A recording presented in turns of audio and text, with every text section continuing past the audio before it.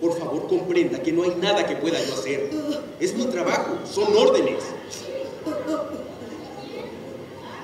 Lo único que puedo hacer por usted es prestarle un espacio en la bodega para que guarde sus muebles en lo que localiza a alguno de sus hijos. Ay, sí, por favor, haga usted eso. Solo déjenos su cama. Se quedará con nosotras hasta entonces. Comprensión y respeto. La vejez cuenta.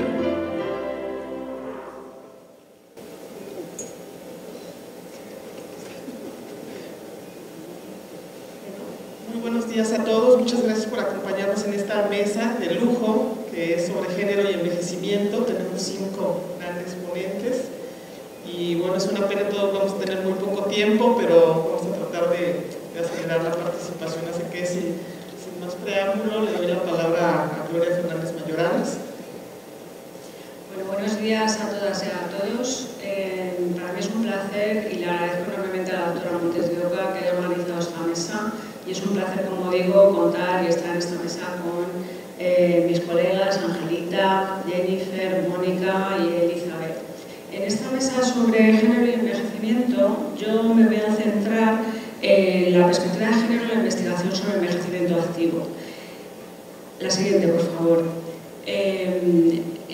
Yo me voy a centrar en ese aspecto porque, y voy a seguir los resultados que hemos obtenido en una revisión sistemática que hemos hecho sobre envejecimiento activo, que es nuestro enfoque en estos momentos sobre envejecimiento. Pero a riesgo de parecer un poquito pesada, creo que hay que hacer notar algunos aspectos sobre lo que significa la perspectiva de género en la investigación social. De lo que se trata con la perspectiva de género es de crear conceptos capaces de visibilizar la situación de las mujeres y de otros géneros no dominantes, ¿no? Así como identificar los mecanismos que propician la desigualdad sexual. Bueno, la categoría de género, cuando estábamos hablando de género, estamos hablando de una categoría social explicativa, construida socialmente. Y digo, en palabras de Venería, la categoría de género se caracteriza por un conjunto de creencias, rasgos personales, actitudes, sentimientos, valores, conductas y actividades que diferencian al hombre y a la mujer a través de un proceso de construcción social que tiene varias características. Se trata de un proceso histórico que se desarrolla a distintos niveles, tales como el Estado, el mercado de trabajo, las escuelas, los medios de comunicación, la ley, la familia, a través de las relaciones interpersonales, es decir, es algo que permea toda la sociedad. Y es un proceso que supone la jerarquización de estos rasgos de actividades de tal modo que a los que se definen como masculinos normalmente se les atribuye mayor valor. La siguiente, por favor. Solamente aquí no me voy a detener en cada uno de ellos, pero estoy destacando sesgos sexistas en la investigación, que todos podemos cometer y que todos podemos cometer en las distintas fases de la investigación. Por ejemplo, el androcentrismo. Se trata de tomar como referencia el hombre heterosexual y con esa referencia el resto serían referenciados en relación con él. O la insensibilidad de género, por ejemplo, se hacen triviales los intereses de las mujeres y de otros grupos sexuales no dominantes. Por ejemplo, el tema de cuidados. El tema de cuidados es un tema que ha aparecido muy recientemente. O la sobregeneralización, por ejemplo, estudiar la clase social a través de los trabajadores hombres. No se considera nada más, se incluye únicamente un sexo y los datos se presentan como representativos de ambos. O, por ejemplo, el familismo, es decir, tratar la familia como la unidad de medida más pequeña, cuando en muchos casos los problemas tienen que ver no con la familia, sino en concreto con las mujeres de la familia. Y, por ejemplo, la exageración de la dicotomía sexual, por ejemplo, poner la influencia de hormonas o de testosterona o de habilidades determinadas de un género o de otro. La exageración de la dicotomía sexual pues es a veces un sustituto, digamos, de la insensibilidad de género, ¿no? Se pasa de no considerar nada más que el hombre heterosexual a considerar, no, estoy considerando los dos sexos, pero lo que estoy haciendo es destacar unas unas características que son absolutamente estereotipadas. La siguiente, por favor. Bueno, muy brevemente, la evolución de la investigación sobre envejecimiento con perspectiva de género o perspectiva feminista. Bien, lo que hemos comentado es que esto es relativamente reciente, hasta los años 60. La investigación es escasa sobre mujeres mayores, estamos hablando de la tercera ola de feminismo, aunque sí se empieza a ver, por ejemplo, en el tema del envejecimiento una visión más positiva y se empieza a concebir el género como categoría de análisis. Es en los años 70 cuando ya vemos las primeras aportaciones de interés sobre la relación feminismo-vejez, por ejemplo, con los trabajos de Simone de Beauvoir. Y los estudios de género, pero los estudios de género aún ignoran las mujeres mayores. Los años 80 ya adquiere especial importancia la diversidad, el multiculturalismo, la participación pública política femenina y en ese sentido aumentan aportaciones y también aparecen estudios en España. La siguiente, por favor.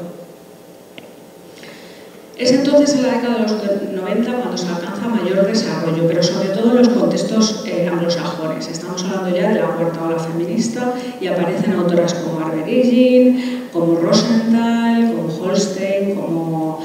y en el ámbito iberoamericano ya se empieza a hablar de cuidados. Entonces aquí, por ejemplo, destacar pues, a María Silveria Puyó, a Cristina Alberdi, a María Teresa Bazo, a María Ángeles Durán, a Ana Freixas, a Carmen Martorell, a Pilar Rodríguez o a Constanza Tobío. Y es en el siglo XXI cuando el género ya es considerado en relación por instancias más oficiales como un determinante transversal que afecta a los demás factores cuando estamos hablando del envejecimiento activo. Bien, esta es la época más prolífica de publicaciones y ya se centra en los problemas y retos de las mujeres y la vejez. Y aquí pues he destacado pues, recopilaciones bibliográficas de María Dolores Alcaín o de Virginia Maquieira, de Ana Freixas, con el acento en la gerontología feminista crítica, o de María Teresa Martín Palomo sobre la red de interdependencias que se teje asociada al cuidado, o de Mónica Ramos sobre mujer y envejecimiento desde una perspectiva antropológica y etnográfica, o también de María Ángeles Durán sobre el mercado del cuidado y la emergencia de esa clase social que ella denomina cuidatorial. Sin embargo, lo que es de destacar es que según el idioma y el país y en comparación con otras temáticas, la bibliografía es todavía escasa fuera del ámbito anglosajón. La siguiente, por favor.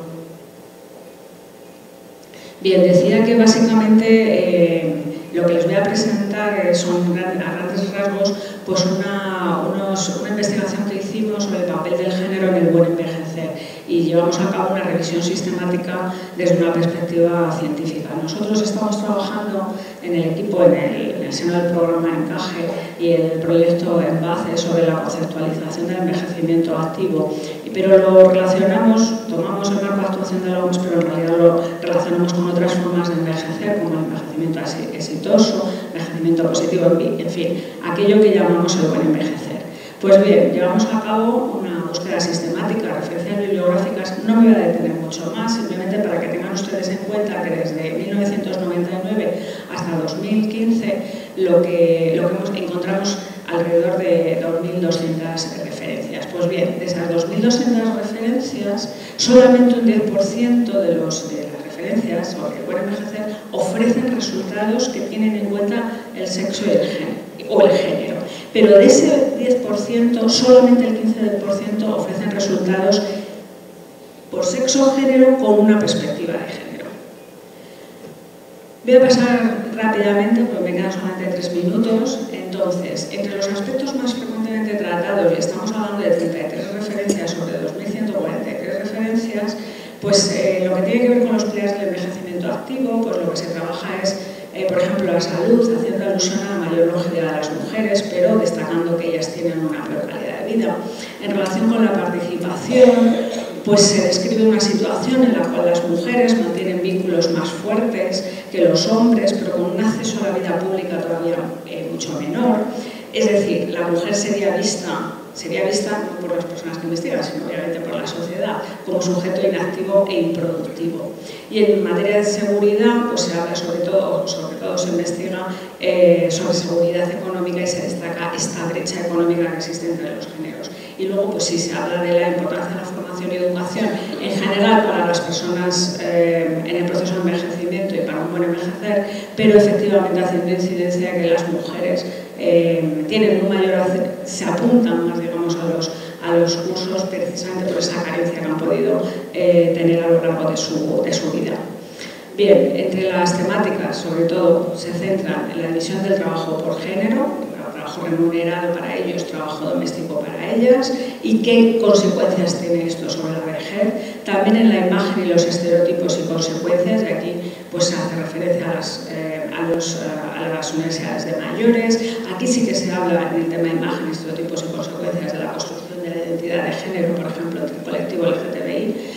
Y también sobre salud mental, física y hábitos saludables, haciendo referencia, como decía al principio, a las diferencias en longevidad, en factores de salud entre hombres y mujeres, vulnerabilidad, diferencias entre corte y edad y en el trato interés recibido. Entre el trato interés recibido, por ejemplo, sí que en los estudios encuentran que las mujeres, cuando acceden a los servicios de salud, sus dolencias son vistas como menos importantes que las de los hombres.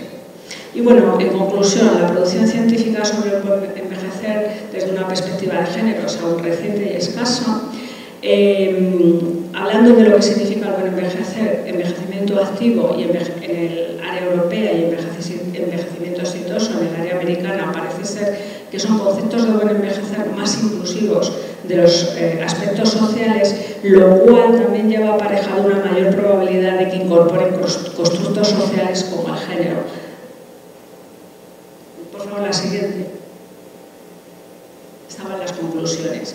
Estaba comentando, vale, y el género, pues como construcción social, en particular en la vejez, pues lo que lleva es que a lo largo del curso de vida, pues estas diferencias se hacen aún mayores. Bien, con esto terminamos. Muchas gracias a todos.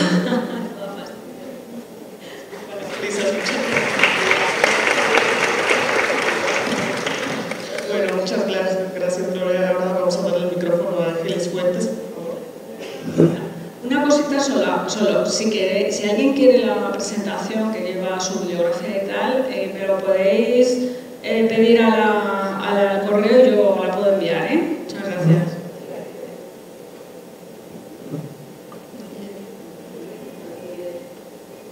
Buenos días todas y todos, soy María Los Ángeles Fuentes. Por aquí voy a presentarles algunas imágenes con el trabajo que hemos hecho mujeres mayores en los Pedregales de Coyoacán, en una zona popular de la Ciudad de México. Espero, y después voy a dar lectura parcialmente a algunas partes del documento que entregamos el año pasado, el 4 de julio, en Ginebra, Suiza, ante la CEDAW. Por primera vez en la historia se presentó un documento donde exigimos al Estado mexicano la no violencia a las mujeres mayores. Vamos. Nos dedicamos a la promoción y difusión de los derechos en la zona de los Pedregales de Coyoacán. Estamos con otras organizaciones de la sociedad civil y académicas, organismos públicos y movimientos sociales. En los últimos 15 años hemos documentado el aumento de violaciones hacia personas mayores. En su totalidad fueron mujeres mayores. También en los 15 años hemos denunciado en diferentes espacios la discriminación múltiple contra las mujeres. Hemos asistido con este objetivo a foros internacionales. Aquí la imagen es en Ipacaraí, en Paraguay. Hemos observado la participación de las organizaciones en materia de derechos humanos de las personas mayores, en su mayoría, como dije en inicio, por mujeres. El papel de las mujeres también es significativo. Las instituciones públicas, los organismos autónomos y la academia. Ahí está representada la academia, la doctora Montesioca, está Teresita Gómez de León, de los entes públicos de derechos humanos, estoy yo como representación de sociedad civil. En 2015, 15 días después, el 30 de junio de 2015, 15 días de haber hecho la declaración de la Convención Interamericana para proteger los derechos de las personas mayores, un grupo de 400 personas mayores nos reunimos en el hemiciclo a Juárez y caminamos hasta el Zócalo, una marcha histórica por primera vez en México. Salimos a la calle, las viejas y viejos de este país, en donde unos iban con silla de ruedas, muletas, andaderas, pero estuvimos presentes para exigir la firma y ratificación de la Convención Interamericana. Aquí es en el mismo lugar, y en donde la compañera Luna Parra, que ya falleció, subrayó la importancia de esta convención por sus aportes en cuestión de género. Es la primera convención que reitera la perspectiva de género. Aquí estamos en el camino que les he dicho de que recorrimos, no solamente esa plaza, sino lo hemos hecho ya de manera más continua. Y en 2018, en Ginebra, Suiza, también por primera vez presentamos un informe sombra sobre las violaciones y discriminación y violencia sistemática en nuestro país, México, por la misma familia, el Estado y la sociedad, dado que las mujeres mayores nunca habían sido consideradas en un informe ante la CEDAW. Me voy a permitirle darles una pequeña introducción de esto, son muchas páginas, pero dados los tiempos, lo reduje y un momento, me esperan. Bueno, empezaré por decirles, la forma en la que envejecemos varones y mujeres es marcadamente distinta, porque el género produce un tipo de vínculo social y relaciones de poder marcadamente desiguales. Esto es un textito de Mónica Navarro. El Comité de Derechos Humanos Ajusco, que me honro en representar, presentó su informe sombra al Comité de las Naciones Unidas para la eliminación de todas las formas de discriminación contra la mujer en relación con el noveno informe de cumplimiento presentado por el Estado mexicano, lo anterior conforme al artículo 18 de la Convención para eliminar todas las formas de discriminación contra la mujer, CEDAW, que son las siglas en inglés.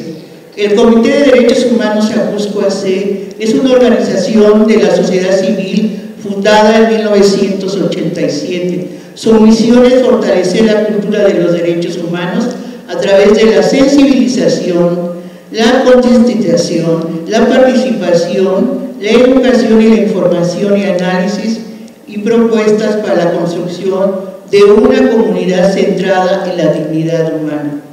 Desde hace 15 años nos hemos enfocado en promover los derechos de las personas mayores a nivel local, nacional e internacional. Ha sido parte del grupo intersectorial que busca la adhesión del Estado mexicano a la Convención Interamericana sobre la protección de los derechos humanos de las personas mayores. Un poco así breve, voy a resumir la situación general de las mujeres mayores en México. Los estereotipos e imágenes negativas que hay sobre la vejez obstaculizan las posibilidades de visibilizar la valoración positiva y reconocimiento personal y social de esta etapa de la vida a la que se suele tener temor de llegar. Dar claridad y revalorar la vejez es indispensable para generar una cultura de reconocimiento y ejercicio de los derechos de las personas mayores. La interpretación negativa de la vejez, en la que se valora la juventud como un sinónimo de productividad, genera maltrato, abuso, despojo, violencias y abandono. Cruzada con otras formas de discriminación, como la de género, origen étnico y desigualdad, potencializan un grave problema de exclusión social. Así, la situación de las mujeres mayores en México es preocupante. Los datos son escasos y la información prácticamente inexistente. No se observa la perspectiva de derechos humanos ni de género en la poca información que se encuentra en las políticas públicas, donde impera más bien una misión asistencialista. Dados los tiempos, voy a resumir y voy a leer las recomendaciones que hicimos al Estado mexicano. El Estado mexicano debe mostrar con acciones su verdadero compromiso con la plena vigencia de los derechos humanos de las mujeres mayores, más allá de discursos. Intensificar esfuerzos para que a la calidad de los servicios se le dé un enfoque menos burocrático y más digno, con el objetivo de evitar que las personas mayores se tengan que preocupar por conseguir el beneficio de programas sociales, precisamente en esta etapa de la vida que debe significar el descanso y el derecho al disfrute. Para garantizar el derecho a la identidad, este es un derecho que constantemente pasa invisibilizado y por lo cual, si no se tiene un acta correcta, hay personas en nuestro país que no gozan de las prerrogativas que el Estado mexicano da. Llevar a cabo acciones contundentes y permanentes para que sea erradicada la cultura de desprecio hacia la vejez.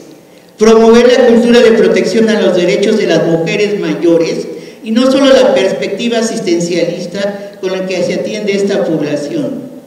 Generar datos y estadísticas encaminadas a conocer la realidad de la situación de las mujeres mayores y con ello llevar a cabo una política pública encaminada a proteger y garantizar los derechos de las mujeres mayores.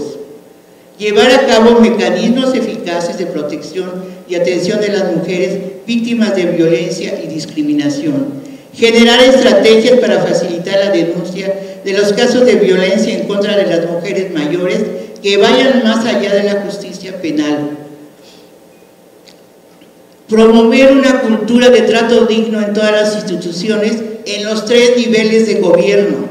Generar y promover una cultura libre de estereotipos de género y de edad que vaya erradicando la perspectiva de que las mujeres mayores somos inservibles y predomine la perspectiva de que somos seres humanos con derechos. Integrar la perspectiva interseccional que incluye a las mujeres mayores, indígenas, afrodescendientes, rurales, migrantes y de la comunidad LGBTI, entre otras condiciones. Crear acciones para atender de manera digna y respetando sus derechos en los casos de abandono y despojo en contra de las mujeres mayores. Termina la recomendación que el Estado mexicano se adhiera y ratifique la Convención Interamericana sobre la protección de los derechos humanos de las personas mayores, fortalezca de manera integral la política pública que garantice la protección de los derechos de nosotras las personas mayores con un enfoque de derechos humanos y perspectiva de género. Muchas gracias.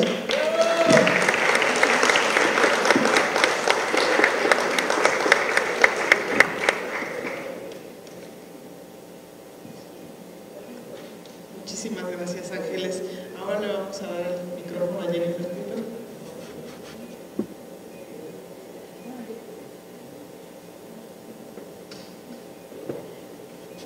Bueno, buenos días a todos y todas y a mis compañeras de la mesa. Yo tengo que confesar que yo soy nueva a este área de envejecimiento y vejez, ¿no? Fui maestra de género y economía muchos años en la Facultad de Economía de la UNAM y de repente un día una amiga me dijo, ya tienes 75 años, ya eres vieja. Y dije, oh, ok. Y entonces, no, me lo dijo más duro. Me dijo,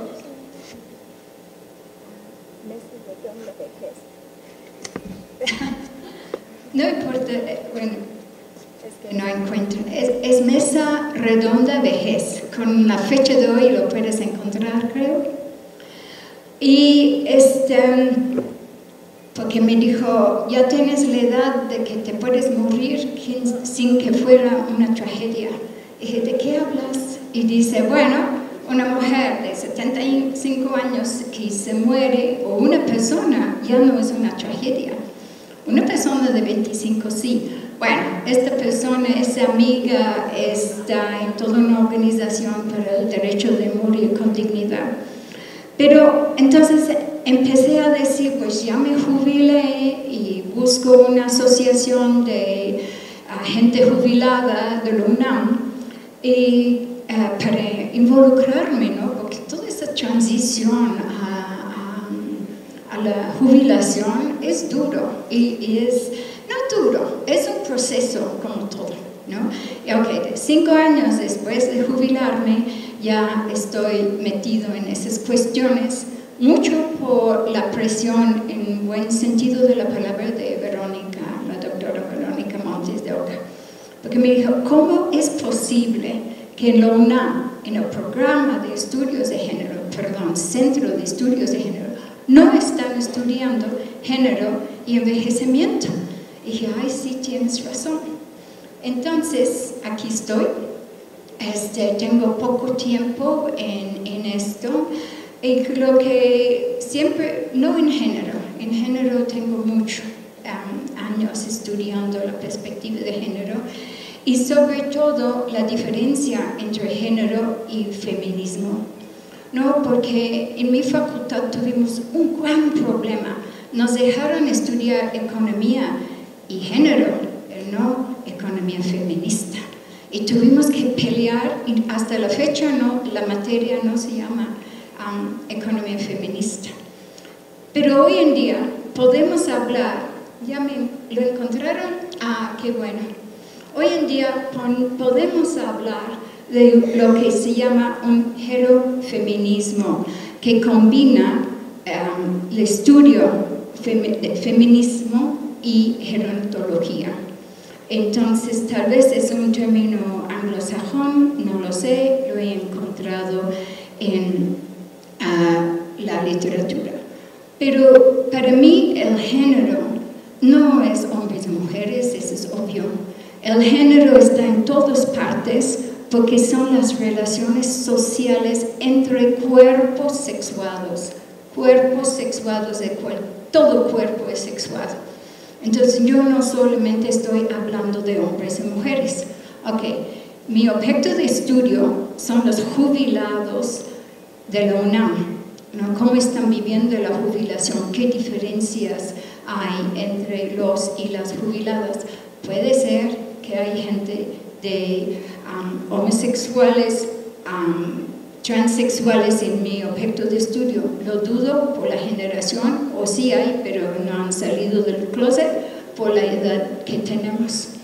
Todavía en nuestra generación era difícil salir del closet o declarar con orgullo de qué sexo pertenezco. Entonces, hacemos una diferencia entre estudios de género y estudios feministas.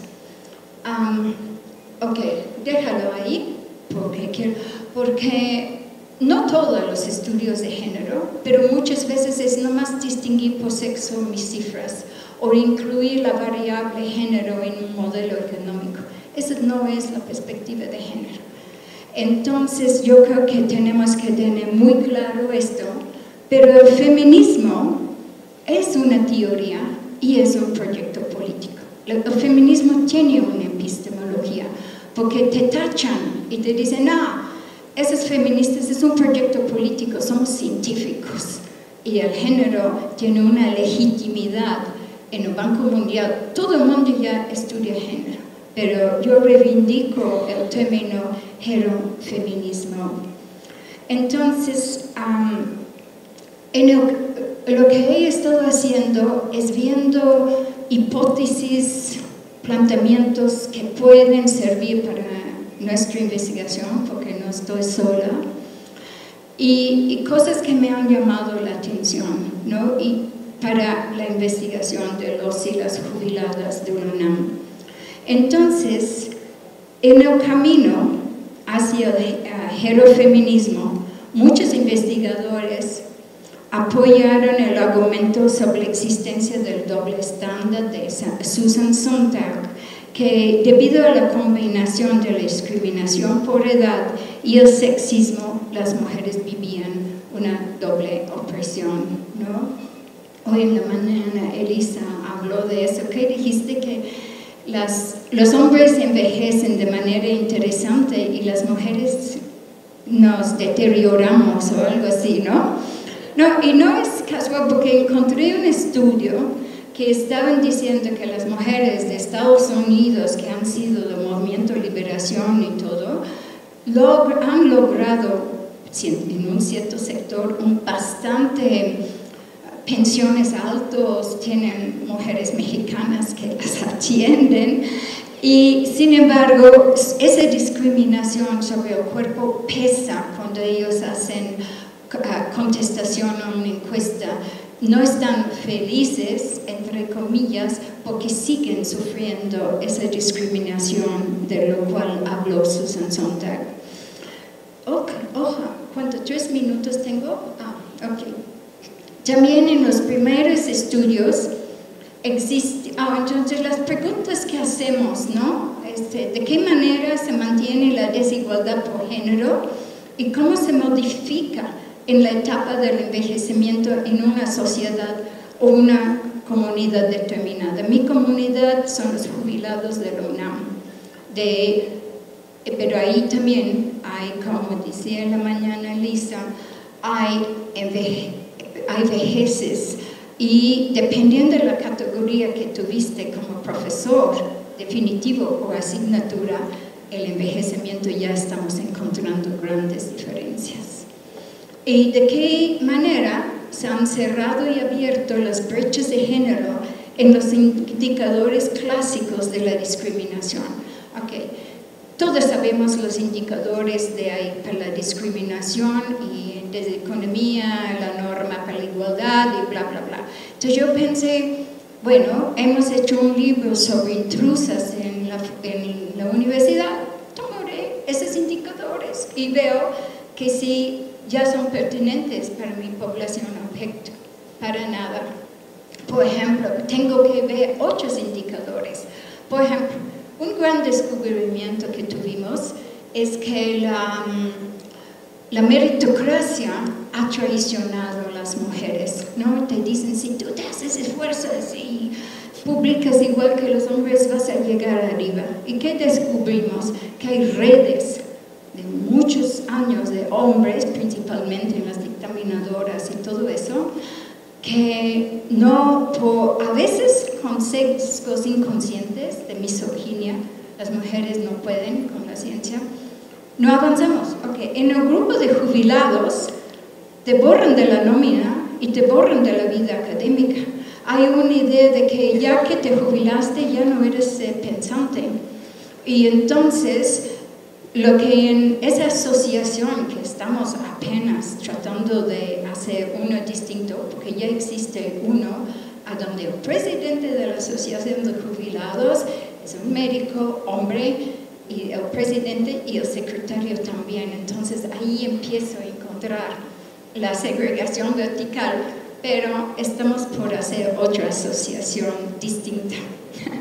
Entonces lo que más me ha ayudado, creo que nos va a ayudar, es esa idea de hay ruptura y continuidad, porque por muchos años existía esa idea de una competencia entre hombres y mujeres jubilados, quién sufría más, ¿no? La jubilación, la muerte social de los hombres, así hablan en la literatura, y que no es simple, no es una acumulación de desventajas. Tenemos que, para las mujeres, tenemos que matizar ese planteamiento, ¿no?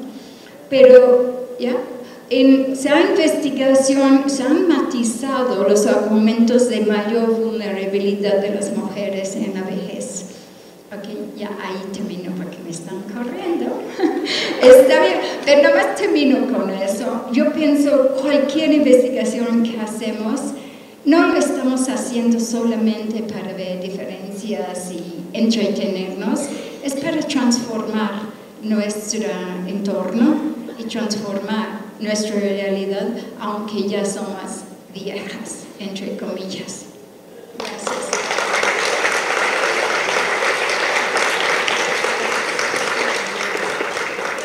Muchas gracias. Ahora vamos a darle la palabra a Mónica Roque. ¿Qué tal? Buenas tardes a todos, todas y todes. En primer lugar, una queja por el poco tiempo que tenemos las mujeres para hablar de nosotras mismas. Bueno, nos deberían haber dado a estas mujeres fabulosas con las que compartimos, inclusive la moderadora, por lo menos 5 horas. Bueno, vamos a tratar de ir rápido. Rompen el reloj, por favor, a ella. Yo quiero 8:30. Sí, claro. Más tiempo. Bueno, rápidamente lo que les traigo es una reflexión acerca de las desigualdades de género que repercuten en la vejez.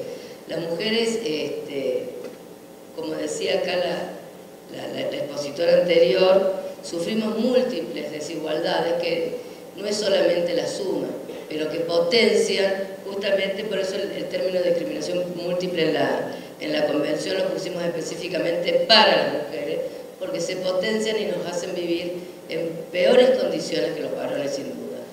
La edad, las mujeres vivimos más que los hombres, la esperanza de vida más alta, ustedes saben que es en Japón, de 87 años para las mujeres, que hay 46 países en el mundo donde las mujeres sobrepasan los 80 años, pero hay países en el mundo donde la expectativa de vida de las mujeres es de 44 años. Por lo tanto, en la próxima podemos ver aquí las desigualdades, no solamente de género, sino entre países ricos y países pobres.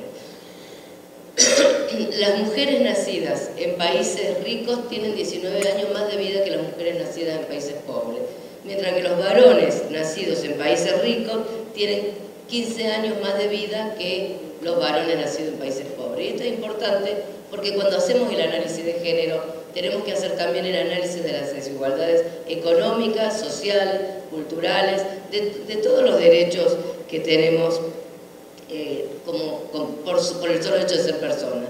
La próxima. Así pues, la Agenda 2030 tiene su objetivo 5, justamente lograr la igualdad de géneros y empoderar, dice, a todas las mujeres y a las niñas. El objetivo 5 no habla de mujeres mayores, primera crítica que le hacemos, pero vamos a tratar de engancharnos cuando dice mujeres y engancharnos desde la convención para poder hacer valer también la temática de la invisibilidad de las mujeres mayores, pero que valga ahí el análisis.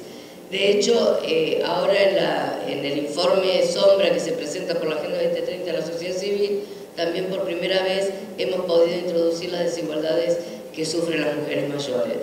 Y además porque la Convención explícitamente prohíbe, la Convención sobre los Derechos Humanos, que protege los derechos humanos de las personas mayores, la Interamericana, prohíbe justamente la discriminación múltiple, la discriminación por ser mujer, por orientación sexual y por identidad de género. Y esto la convierte en la Convención, con el instrumento vinculante más progresista del mundo. Discutimos mucho, consensuamos y lo pudimos introducir en el objetivo 5 de la Convención. Por lo tanto, para los países que hemos ratificado, esto es ley. Es una ley que está por encima de las leyes nacionales.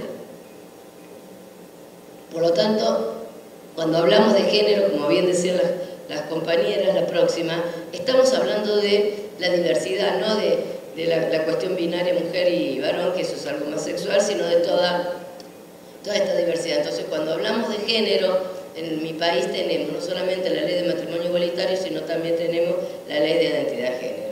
Y cuando hablamos de mujeres mayores, tenemos que pensar que las mujeres trans tienen una expectativa de vida de 35 a 40, por lo tanto también hay que como repensar cuál es la edad en que las mujeres trans entran a la vejez. No es lo mismo que las de las mujeres cis, porque tienen una expectativa de vida menor. Y de hecho en mi país estamos trabajando para que haya una pensión para las mujeres trans, pero a partir de los 50 años. Ojalá los diputados y senadores nos den bolilla. La próxima. Pero bueno, ¿cuáles son las desigualdades que sufrimos? Las mujeres mayores, las mujeres en general, tenemos menos inclusión, ¿no?, en la participación en el mercado laboral.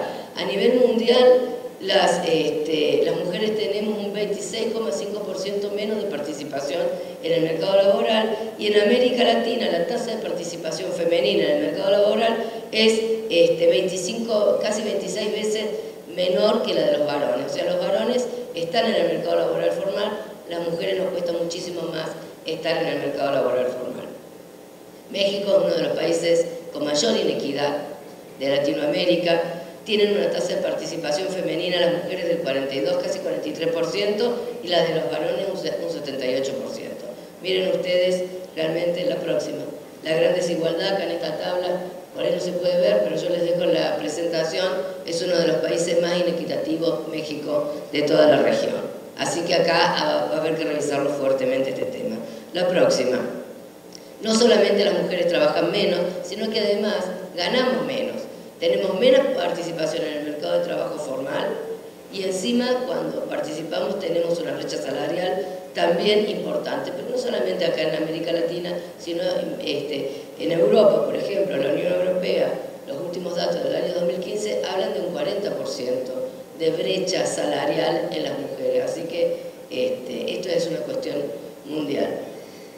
En mi país es de un 26% la brecha salarial, pero si tienen estudios menores a lo que es la secundaria completa, la brecha casi llega al 50%, porque la educación va de la mano también con la brecha salarial. Los trabajos de las mujeres son de dedicación parcial, son en general informal, son precarizados y tienen mucha menos remuneración.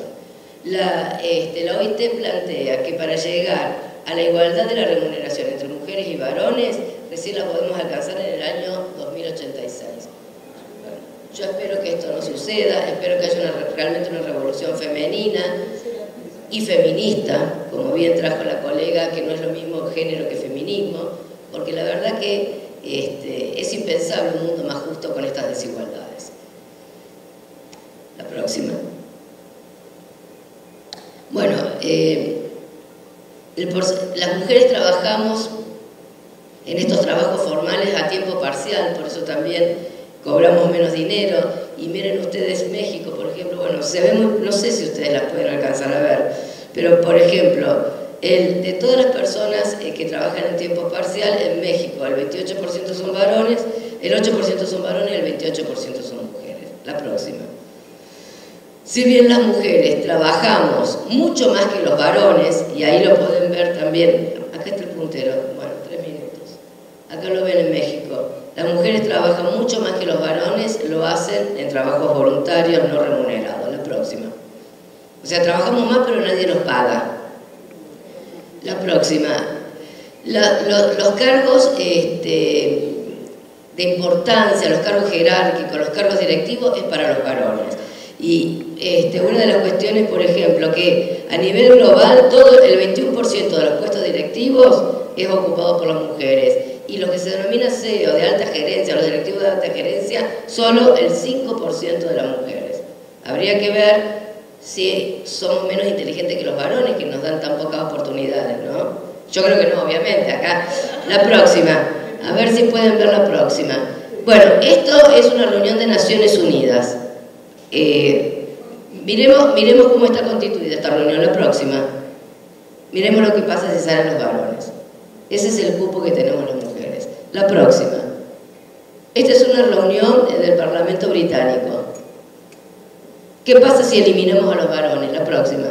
Esta es la participación. Si las mujeres tenemos menos participación, si además nuestros trabajos son más precarizados, menos remunerados, obviamente que ¿cómo vamos a llegar a la vejez? Vamos a llegar en condiciones paupérrimas. La próxima. Y además somos más, tenemos menos acceso a la educación, somos más analfabetas que los varones. A nivel mundial el 30% de las mujeres son analfabetas y el 19% de los varones. La próxima. El analfabetismo ha bajado en el mundo, pero sigue siendo mucho más alto en las mujeres que en los varones. La próxima. Trato de ir rápido porque me quedan solamente 10 minutos, me dijeron, entonces. Y en México, miren ustedes el analfabetismo de las mujeres. Las mujeres mayores en México son un 28% analfabetas, mientras que los varones son un 19%. Así que la brecha acá en México, la verdad que es bastante amplia, hay que revisarla. La próxima. Todas estas cuestiones que hacen que cuando llegamos a la vejez, estas brechas se profundizan. Entonces, por ejemplo, la brecha de la jubilación entre varones y mujeres en la Unión Europea, las mujeres cobran un 40% menos que los varones en la jubilación. Bueno, en América Latina, entre el 50 y el 70% de las mujeres mayores son pobres. La próxima. La inequidad que existe entre la brecha de la jubilación o pensiones entre mujeres y varones en América Latina es casi de un 9%. Esta es la brecha de mujeres y varones. Varones 66%, mujeres 57% que cobran pensión o jubilación. Ojo, hay lugares en el mundo donde la brecha, miren, acá tenemos África, donde la brecha, los varones cobran un 63%, o sea, el 63% de los varones tienen jubilación y el 8% de las mujeres, ¿no? Es una barbaridad. La próxima, sí, ya voy terminando. Ya me queda poquito, pero acá tienen, por ejemplo, también es una barbaridad, pero en República Dominicana, como ven, el 6% de las mujeres, el 17% de los varones, o en El Salvador, el 10% de las mujeres, el 32% de los varones. Bueno, o miren Egipto, un país bastante conservador y machista, el 8% de las mujeres, el 62% de los varones. Esta es la realidad. La próxima. Afortunadamente en Argentina tuvimos una política de inclusión que es la jubilación del ama de casa, que se reconoce el trabajo no remunerado del ama de casa y tenemos la misma cobertura que los varones, tenemos cobertura universal tanto para mujeres como para varones. La próxima. Pero sigue existiendo inequidad porque la mayoría de las mujeres cobramos una jubilación mínima y los varones están por encima de la jubilación mínima. Hay una brecha salarial. La próxima. Ya me queda poquito. Hablando de todo el tema de la sexualidad, que no hay que pensarla desde el modelo binario, sino que hay que entender lo bien que hablaba Ricardo hoy, ¿no? De entender la diversidad sexual, el amor entre las mujeres, ¿no? Lesbianas, las mujeres trans, hay que pensar en todo eso cuando hablamos de vejez. También traigo una reflexión que ayer lo mencionaba. ¿Cómo puede ser que la encuesta de salud sexual y reproductiva que se hace en todos nuestros países, determinada por la Organización Mundial de la Salud, indague y le pregunte a las mujeres hasta los 49 años, como si a los 50 años dejáramos de tener sexo? Yo les pregunto a todas las mujeres que están acá, que tienen 50 años y más, ¿tienen sexo o no tienen sexo? Bueno, entonces ya está, hay que cambiarla, pero miren ustedes la necedad de los organismos internacionales, la necedad de los estados nuestros para no replantearlo. La próxima, ya estoy quedando. La próxima. Lo bien que decía Ricardo, hicimos un estudio nosotros en Argentina y el 73% de las mujeres dijo que le parece importantísimo la sexualidad. Entonces, en ese imaginario que se cree que las mujeres a partir de los 50 años no tenemos más sexo, bueno, hay que hacer algo, salgamos desnudas todas, como hacen en Europa. Acá hay que hacer la marcha de mujeres desnudas para que vean que tenemos sexo después de los 50. La próxima. Y el tema de la violencia. No se tiene en cuenta los femicidios de las mujeres mayores.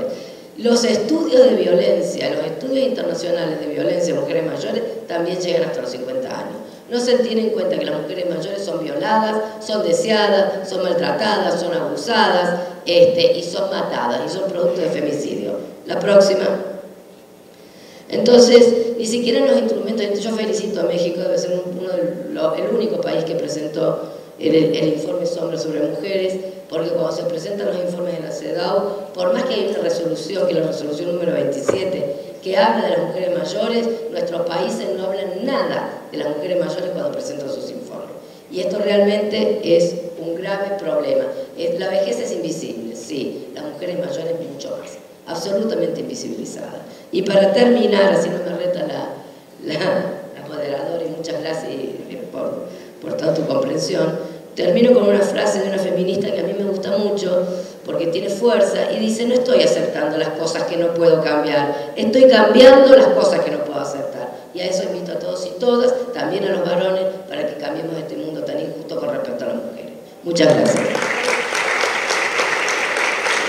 Muchísimas gracias, Mónica. Y bueno, por último, vamos a cederle la palabra a Elizabeth Olvera.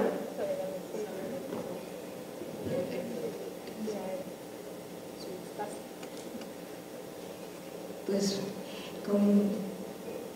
me voy a parar.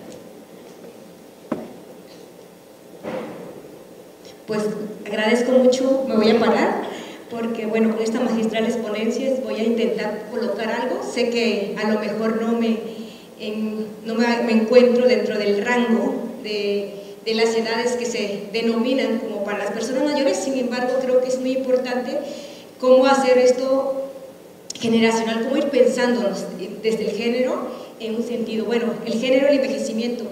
Hace algunos años, bueno, he venido trabajando el tema de género. Yo soy mujer zapoteca, soy originaria de Oaxaca, y algo que me ha agradado seguir colocando en cuestiones también del género, y como bien se decía hace rato en la mesa, un tema desde el del feminismo, valdría la pena también cómo ir colocando en los puntos específicos que no tiene que ver. A veces las mujeres tenemos algo en común, que es el género, sin embargo tenemos diferencias que yo quiero puntualizar en la siguiente diapositiva. ¿Quién sabe cómo podríamos hacer la tarea para descolonizar y despatriarcalizar al mismo tiempo? Algo importante que creemos e interesante es que no podemos, para nosotras las mujeres en México, sobre todo en Oaxaca, donde estamos en un estado pluricultural, hablar de género sin hablar de esta historia, de esta memoria histórica que tiene que ver con la invasión colonial. Es decir, creo que es importante, creo que ser mujer ha ido cambiando de acuerdo a las épocas, también de acuerdo al lugar y según el modo económico. Hace rato bien decían las compañeras que me antecedían, y que creo que somos de países distintos, cómo es ser mujer dependiendo de dónde uno viene, de qué continente viene, de qué lugar, de qué contexto, de qué país económico. Y hace rato se hablaba de los países ricos y países pobres. Yo diría, bueno, de los países ricos y de los países que han empobrecido, que también vale la pena ir colocándolo. Bueno, para un punto específico, en lo que me ha intentado o he intentado en estos años colocar es el punto específico, el tema de la invasión colonial. Desde ahí para nosotros, al menos en México y en Oaxaca, comienza el tema binario, y lo digo porque desde mi origen, desde esta historia de donde vengo, donde hablamos nuestra primera lengua materna es el zapoteco, ni siquiera en nuestra lengua existe el género en nuestro lenguaje, no existe mujer, no existe hombre, nuestras definiciones son en realidad neutrales. Lo binario comienza a partir de la invasión, obviamente es el origen de un despojo continuo, y es necesario seguir puntualizando el tema de la descolonización cultural. Es decir, necesitamos al menos nosotras en América Latina ir construyendo un feminismo para lo cual yo he denominado paradojal. Es decir, no puede ser tampoco el mismo feminismo occidental que venimos, que bien sí es cierto, es una construcción de la cual nos ha venido también a ampliar algunas visiones. Creo que vale la pena ir colocando algunos puntos que en lo especial a nosotras nos vemos interseccionadas, como hace rato hablaba, ¿no? Al menos en las mujeres en común sabemos que tenemos el tema de los roles y de estereotipos, pero sin embargo lo que nos hace un poco distinta es que al menos las mujeres aquí en México y Latinoamérica tenemos que pelear por otros tipos de derechos que no tienen que ver solo con el tema de los roles de género, por la tierra, ¿no? Por los espacios, por el territorio. Entonces también ir colocando el tema de la clase social, ¿no? El clasismo que implica, no solamente si soy una mujer blanca, soy mujer rica, pobre. En ese sentido creo que también es importante. Y bueno, en este cuadro por lo regular siempre se ha definido el tema de sexo y género como esa diferenciación que por lo regular nos han enseñado en todos los tiempos, bueno, qué es sexo, qué es género, pero bien es cierto que vale la pena seguir colocando estas tres líneas transversales que he mencionado. La siguiente, por favor. Cuestionar todos los espacios públicos y privados de reproducción de jerarquías coloniales y de racismo mestizo. ¿Qué es el colonialismo patriarcal? Bueno, son las relaciones de poder y dominación que se han establecido históricamente en la colonización de las sociedades latinoamericanas.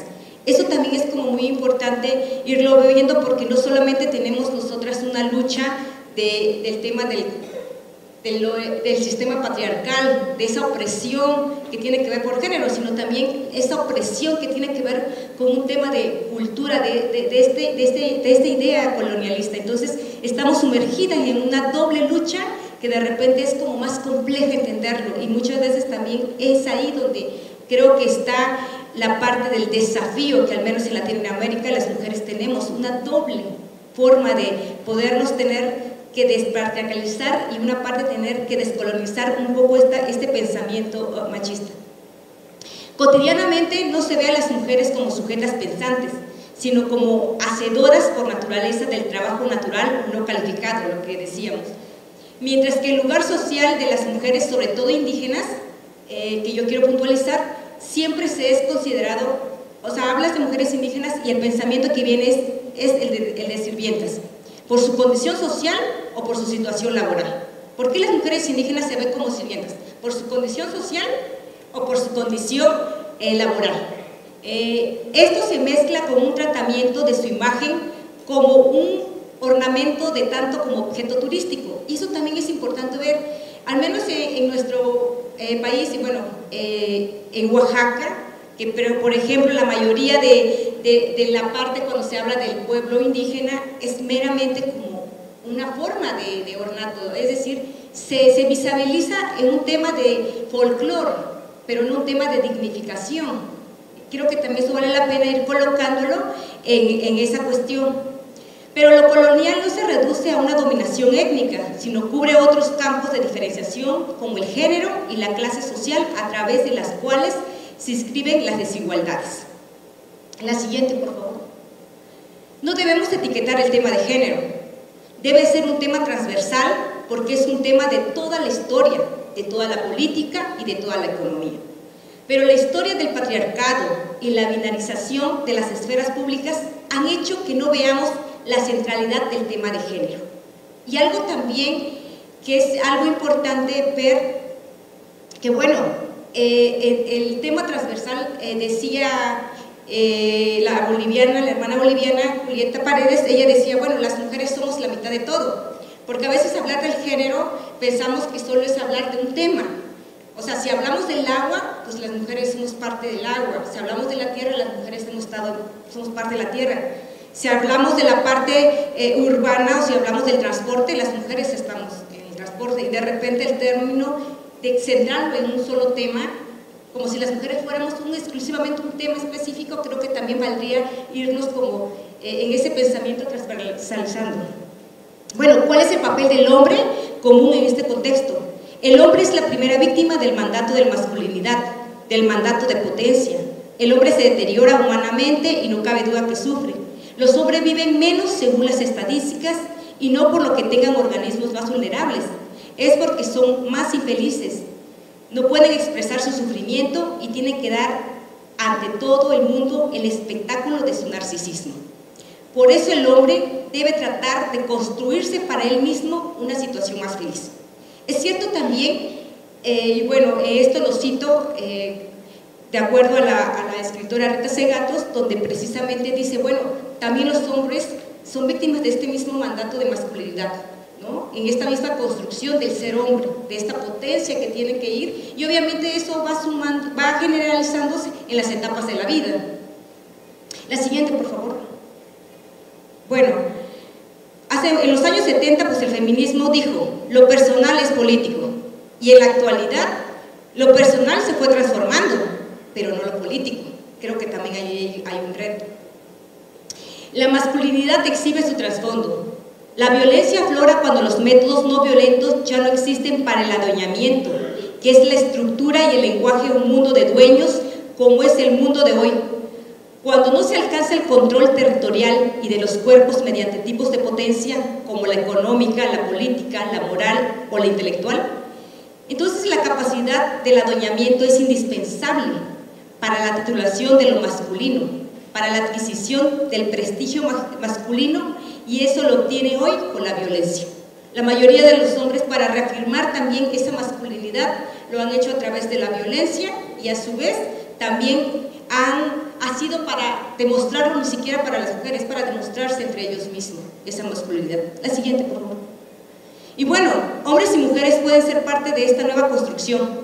Yo termino con este lema que dice: la problemática de la vejez en realidad no es la edad, ¿no?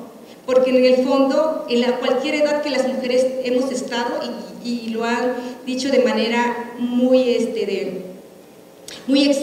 mis compañeros de la mesa, que en realidad estos roles y estas desigualdades por género lo venimos arrastrando desde el nacimiento. Entonces, la problemática de la vejez no es la edad, en realidad son las construcciones y las formas de conductas que se han construido en tanto la subordinación, pero justificándose en estas cuestiones de género. Gracias.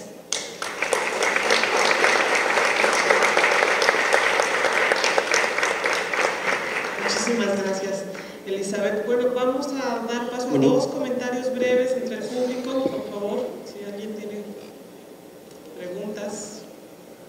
No, nadie. Está clarísimo, lo que estamos en más tiempo. Bueno, si nadie tiene comentarios, les pido que, a ver, aquí, esas dos. Bueno, felicito y me felicito haber elegido esta mesa para escuchar a las compañeras. Me parece que ha sido nutritiva. Creo que las consideraciones que han hecho tienen que ver con esto de cómo lo político no se ha logrado resolver, cómo el tratamiento de la distribución de lo político, como orden de sentido, como distribución de poder, que es lo político. Me parece que de alguna manera la mesa ha hecho como un entretejido entre las distintas presentaciones en ese aspecto. Cómo nos nombramos, cómo nos vemos y también cómo nos nombran, cómo nos ven, que parece que hay como una distancia y esa distancia es política. Y es eso lo que tenemos que resolver, es esa brecha y es ubicarnos desde otro plano. Mi intención es eso, felicitarlas. Quisiera llevarme el contacto para poder vincularme con ustedes y creo que es esa, la distancia política es cómo estamos hoy, cómo nos ven y cómo nos vemos y es esa la lucha. Muchas gracias.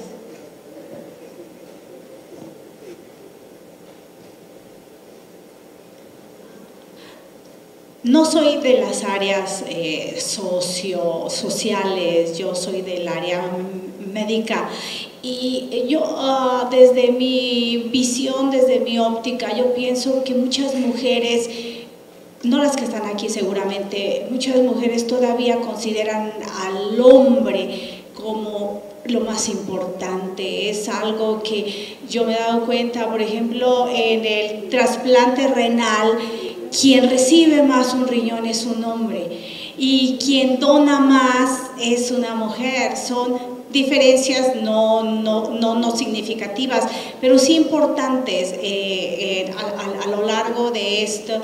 Me he dado cuenta que la mujer es, cuando el hijo está enfermo, todo el mundo se volca hacia el hombre, hijo o el esposo. Y cuando la mujer está enferma, se le deja en el hospital, no se le cuida. Entonces, yo creo que también, a lo mejor las que estamos aquí, pues tenemos otra ideología, pero el grueso de la gente no es cierto. Allá afuera siempre el hombre sigue siendo el más importante, al que hay que cuidar. Las mujeres en la cárcel son abandonadas a los 2, 5 años, según las estadísticas. ¿Y quiénes las abandonan? Pues las mujeres mismas. ¿Y quiénes cuidan más a los hombres? Pues las mujeres mismas. Entonces, yo creo que no es luchar solamente contra que se les reconozca, sino que las mujeres poco a poco entiendan que las mujeres igual valen, porque siento que muchas piensan que el hombre sigue siendo lo más importante. Bien, muchísimas gracias a todos. Les pido que le demos un aplauso a estas extraordinarias ponentes.